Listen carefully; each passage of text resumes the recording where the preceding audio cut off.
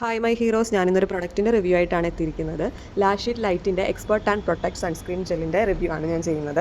ഇതിപ്പോൾ 2 ദിവസമായി ഞാൻ ഉപയോഗിക്കാൻ തുടങ്ങിയിട്ട്. ഇതിൻ്റെ ഇൻഗ്രീഡിയൻസിനെ പറ്റി സയൻറ്റിഫിക്കലി എനിക്ക് പറയാൻ അറിയില്ല. ഇത് നിങ്ങൾക്ക് വീഡിയോ പോസ് ചെയ്തിട്ട് വായിച്ച് നോക്കാവുന്നതാണ് ഡീറ്റെയിൽ ആയിട്ട്. ഞാനിത് യൂസ് ചെയ്ത് കഴിഞ്ഞിട്ട് എനിക്ക് കിട്ടിയിട്ടുള്ള ഒരു എക്സ്പീരിയൻസ് റിസൾട്ടുമാണ് ഞാനിന്നിവിടെ ഷെയർ ചെയ്യുന്നത്. അപ്പോൾ ഇത് നിങ്ങൾ കാണുമ്പോൾ മനസ്സിലാവും, വളരെ തിക്ക് കൺസിസ്റ്റൻസിയിലാണ് വരുന്നത്. നല്ല പ്രഷറിൽ നമ്മൾ ഞെക്കിയാലാണ് ഇത് ശരിക്കും പറഞ്ഞാൽ വരുന്നത്. നമ്മുടെ സാധാ ക്രീമിൻ്റെ ഒരു കൺസിസ്റ്റൻസി അല്ല ഇതിന് വരുന്നത്. എനിക്ക് തോന്നുന്നു ഇതിനെയാണ് ഡ്രൈ ടച്ച് എന്ന് പറയുന്നത്. ഞാൻ റീക്കലിൻ്റെ ഒരു ഡ്രൈ ടച്ച് സൺസ്ക്രീൻ പണ്ട് ഉപയോഗിച്ചിട്ടുണ്ട്. എനിക്ക് ഓർമ്മയില്ല, കുറച്ച് ദിവസം ഞാൻ ഉപയോഗിച്ചിട്ടുള്ളൂ. പക്ഷേ എന്നാൽ പോലും അത് ഇങ്ങനത്തെ ഒരു കൺസിസ്റ്റൻസി അല്ലായിരുന്നു എന്നാണ് എൻ്റെ ഒരു ഓർമ്മയിൽ. ഇതെന്ന് പറയുന്നത് നിങ്ങൾക്ക് കാണുമ്പോൾ അറിയാം, ഇങ്ങനെ ഉരുണ്ട് കളിക്കുന്ന ഒരു കൺസിസ്റ്റൻസിയാണ്. ഒട്ടും നമ്മുടെ സ്കിന്നിൽ നിൽക്കില്ല.